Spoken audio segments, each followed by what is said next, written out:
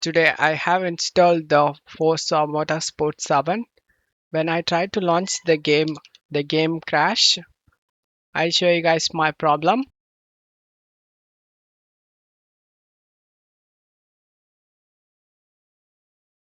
And as you can see, the game crashed. To fix this crashing problem, set Windows Security, click on Open it, select the Virus and Threat Protection, and select Manage Settings.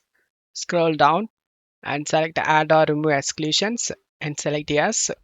Select Add an Exclusion and select Folder. Navigate to the game folder. Select the game folder and select folder option. Game has added to this list.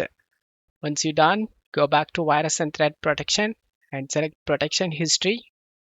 Potentially unwanted app found. Click on the S option. As you can see, game related file is in here. Select Action and select Allow on Device option and select Yes. Do the same thing if any game related file is in here.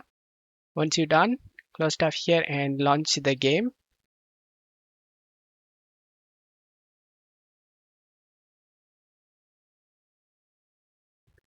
And as you can see, the game opens up without having any problem.